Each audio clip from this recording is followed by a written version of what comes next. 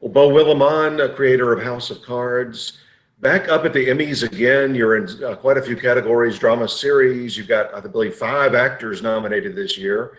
Tell us just from your, sorry, tell us from your perspective, what does, especially the major awards, what do they mean for a show like yours?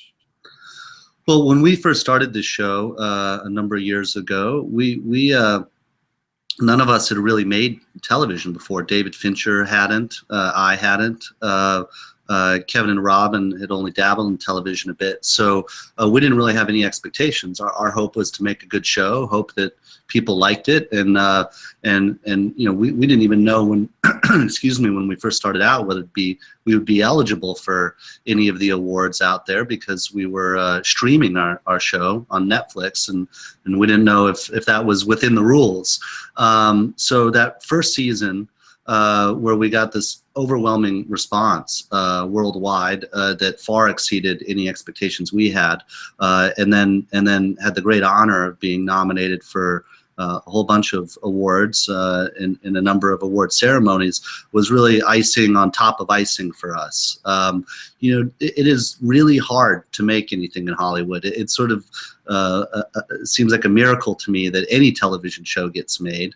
There's so many obstacles that you have to face. There's a titanic amount of work that must be done, and then there's no guarantee whatsoever that audiences will connect with it. When your peers in the industry give you a pat on the back and say, good job, we like what you did, it's a wonderful feeling. It gives you a lot of validation. It's not why you wake up in the morning necessarily. No one, I think, wakes up going to work thinking today's the day that we're going to earn ourselves an Emmy nomination.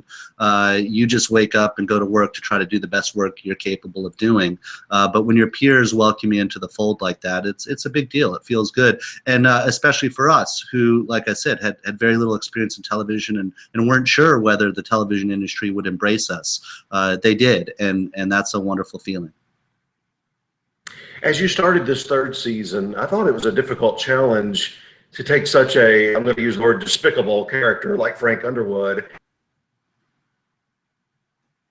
Before that, for season 1, he's a congressman, and then season 2, he's worked his way into the vice presidency. But now, you know, he's in charge. And what were the challenges as you wrote that season and planned that season? Well, the big question we all faced was the same question that the audience had at the end of season 2. Now that he's achieved this goal, that he's climbed his way to the summit, what does he do with this power? You know, we were really interested in seeing how the pressures of the presidency weighed heavily on his shoulders and on Claire's shoulders, what effect it would have on their marriage, which to me is really the central story of House of Cards. And what was really important to us was to explore how even someone who is adept and masterful at the political game as Frank Underwood still can't be fully prepared for everything that the presidency has in store. It doesn't matter how good of a politician you are. There is no job on earth that could prepare you for being president. So seeing those pressures, seeing how he stumbled, seeing how he dealt with adversity, seeing the fissures that it would cause in the marriage, were all ripe material for us to explore. And speaking of that, and I'll say spoiler alert here in case anybody hasn't watched the season yet, but the season ends with, you know, at least the implications of them possibly splitting up. Is that where season 4, will you pick up just immediately right after that? Well, I can't tell you where we will pick up, but certainly it is something that we must confront to be narratively responsible. I mean, we've taken the audience on this journey where we've seen this couple who have given each other this extraordinary mutual strength come to a place of conflict where Claire felt compelled to say she was leaving him. The big question now going into season 4 is what does it mean if these two aren't working together? Will they find a way to resolve their problems? Will they not? If they don't, what does that look like? Are they capable of surviving or excelling independently? These are all the questions we want the audience to have, and certainly were the questions we were asking ourselves as we began breaking season 4. Well, and you're in the middle of a presidential campaign too, or not really in the middle. You're toward the end of it. So how does how does the public perceive them splitting up if the public even finds out? Well, as I said, we're not going to get into season 4 at all, but we do see the beginnings of a presidential campaign in season 3. Almost as soon as Frank Underwood becomes president, he has to be thinking about an election that's only 2 years away. So we see how Heather Dunbar, the special investigator and Solicitor General who started going after him at the end of season 2, actually gets into the race and proves to be a formidable contender. Before he can even think about winning a general election, he has to win the Democratic nomination. And there's no signs that is absolutely assured by the end of season 3.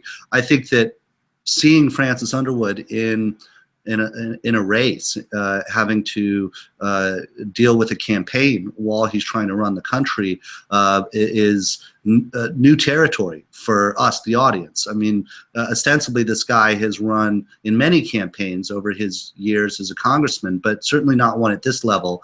And if Frank Underwood is someone who is more comfortable in the shadows, in the back rooms, in the darkness, a presidential campaign forces you to be in the spotlight. Much the same way the presidency itself does. So you have 2 spotlights on him, his performance as president and his desire to win votes. How he functions in that spotlight or adapts to it is ripe stuff for us to explore. Well, I think that's one word you could use to describe him. He's very adaptable. He always seems to wiggle out of most anything. I wanted to ask you about Michael Kelly, a longtime regular on the series, finally gets his first ever Emmy nomination for his career. As the creator of the show and the main writer of the show, the showrunner, I'm sure that thrilled you. 100%.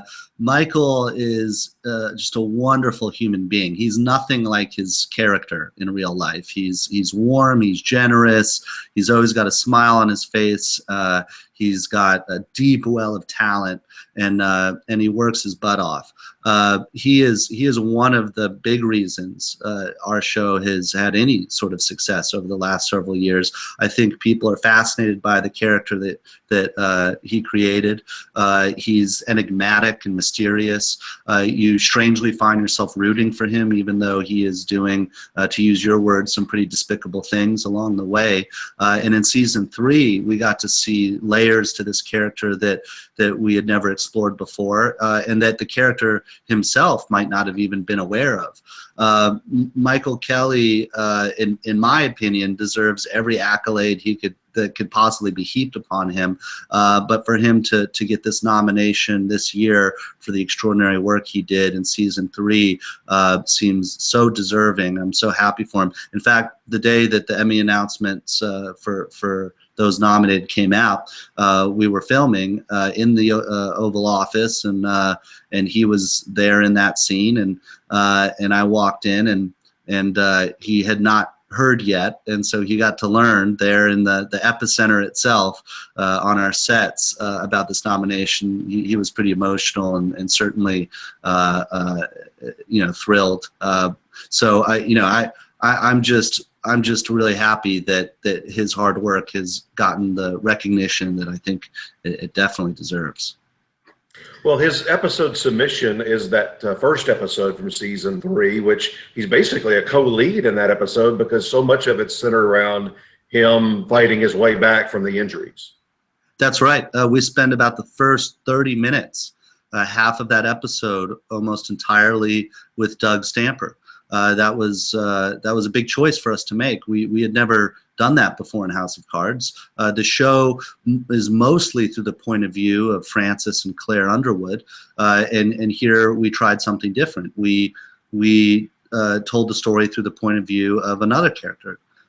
Excuse me, through Doug's point of view. And that allowed us to do a few things. One, we didn't feel like we could cheat his recovery. This is a major thing that happened to him. When we saw a guy get hit over the head a couple times with the rock and being left for dead, we didn't want to be facile with the way that he crawled his way back just to being functional, much less being back into the Underwood fold.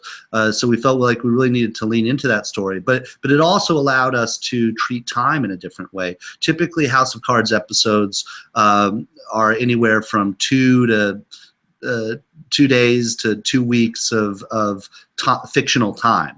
But what we did in that first episode is traversed about 6 months in the course of 30 minutes. So we got to get a sense of what the Underwood presidency looked like in its first 6 months. And it was a very bumpy road, but we're experiencing this through Doug Stamper's point of view.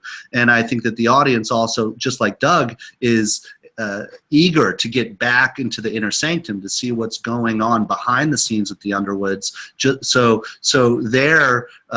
Doug's desire to get back into the inner sanctum aligns with the audience's, and I think it creates a great deal of suspense while we're also doing the due diligence of telling the story of his recovery in a responsible and complex way. At least that was the goal.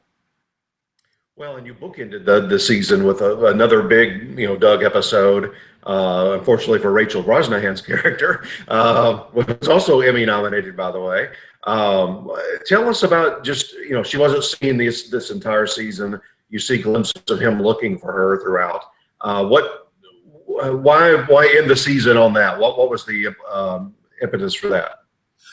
Well, Rachel Brosnahan is one of those wonderful finds that I've got to get all the credit to David Fincher for. I mean, he cast her as the call girl in the first couple episodes of season 1, and that was all the character was ever supposed to be. We had no intention of seeing her again. But as we made our way through the season and realized that we wanted to have Peter Russo be a bigger part of season 1, I started thinking of ways that we could reintroduce characters that we had seen that had brushed up against his narrative and participate in his downfall.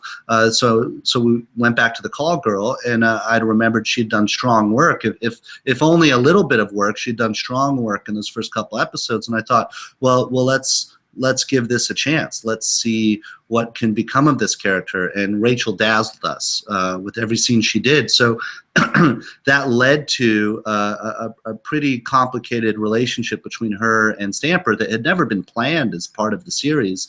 And it just blossomed in a very organic way and became a big part of season 2. Going into season 3, we had told the story that she had escaped. And of course, Doug, for a whole host of reasons, not just practical in terms of tying up loose ends, but deep conflicted emotional reasons, wanted to find her. And I think his search for her over the course of the season is a big part of telling the story of his recovery. Now, for much of season 3, as we were writing it and filming it, we had made the choice that he was going to let her go in the final episode.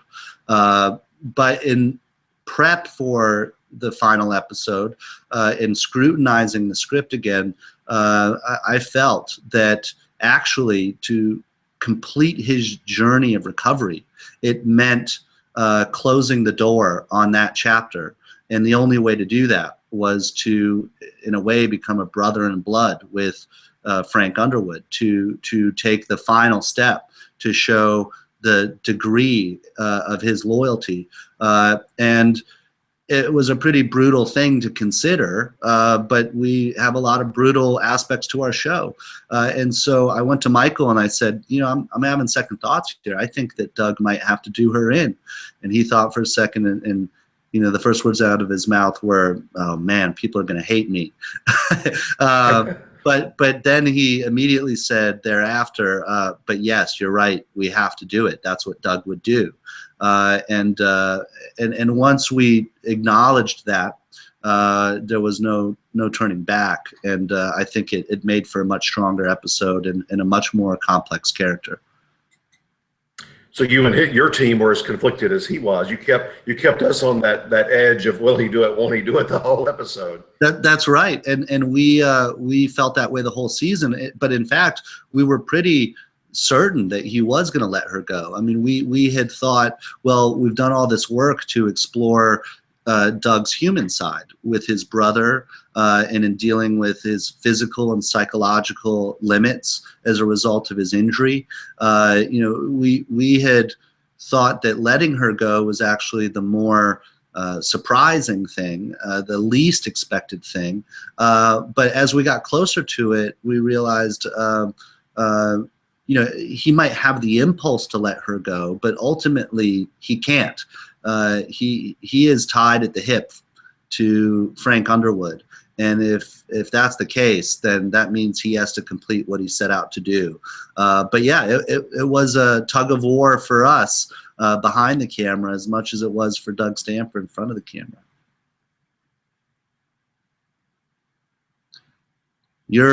I don't know if I'm coming through, but you're frozen right now.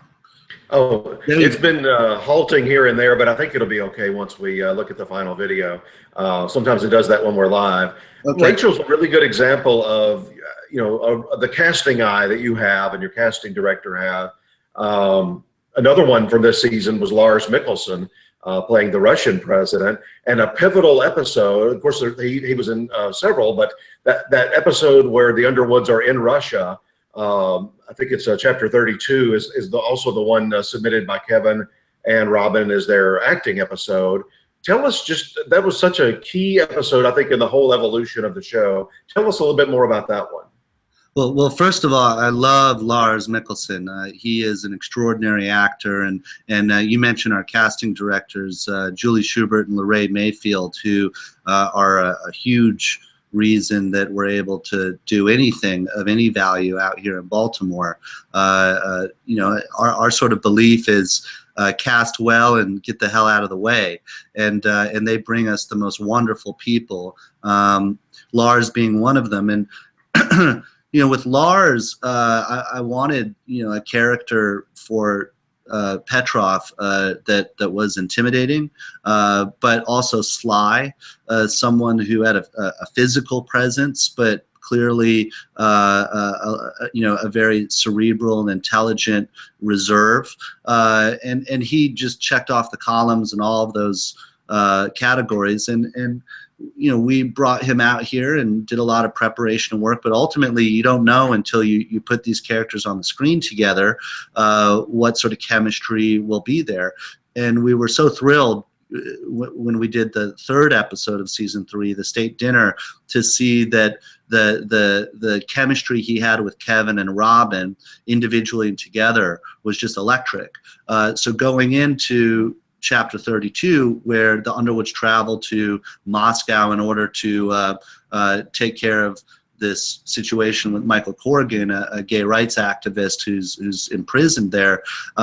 We wanted to treat it as sort of 2 one-act plays, that we would see Francis and Petrov on one hand and Claire and Corrigan on the other, and we would track these 2 one-act plays simultaneously and then see how they interwove with one another.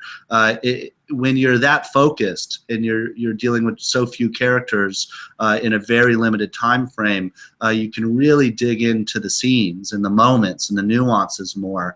And it gave us an opportunity to do that with our heavyweight characters, and a new one that we were introducing for the first time, who would not last beyond the end of that episode. It was a magical episode to film, because it's very hard to pull off those sort of scenes, and these are 5 or 6 minute scenes that are very much based on little sort of turns and reversals in human behavior, on looks and glances and body language, and everyone delivered beautifully. A lot of credit goes to James Foley, who directed that episode, for bringing, I think, just a clean, clear minimalism to it and letting the actors do their thing. We're really proud of that one. Well, as we finish up here, I know our viewers love to know about like the behind the snes. No, I'm not asking for stories, behind the scene kind of stories, but I'm just saying yes, you are. Production. Well, you want to give something up. No, just tell people where you are in production for season 4, and tell people even where you shoot. I don't think a lot of people realize where you shoot. Well, we film in the Baltimore area. We've been here since day one. We have our stages a little bit north of Baltimore. We do about half our work on our stages, where you see those beautiful White House sets and congressional sets and a whole host of other things that look more real than real life, built by Steve Arnold and his wonderful team. And then the other half of the time we're on location in the Baltimore, Maryland area. So we use a lot of downtown Baltimore to serve as Washington, D.C., and a lot of the surrounding counties to be our more rural environments. So Gaffney, South Carolina, for instance, is not filmed in Gaffney, South Carolina. It's filmed in rural Maryland, and it's a pretty great place to film. There's a great diversity of locations.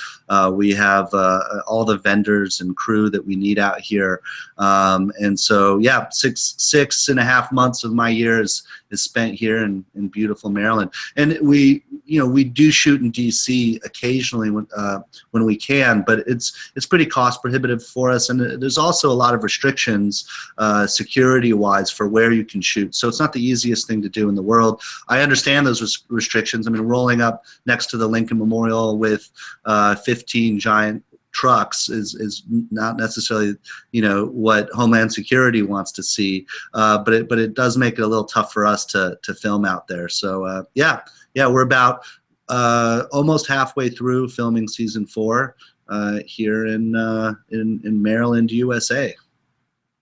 And basically the same timeline with Netflix. You're looking at early or maybe February, March, something like that for we have not announced our release date, so I can't give you any more info on that right now.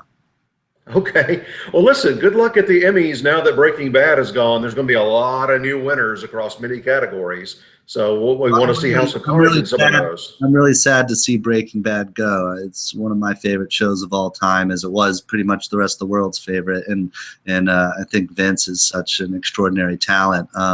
It as cliched as it sounds, and I'm probably the 19,454,213th person to say it here on Gold Derby. The really big thrill is being nominated, and there's so many great shows out there, both in comedy and drama these days. I wish that the list of nominees could be a lot longer than it is.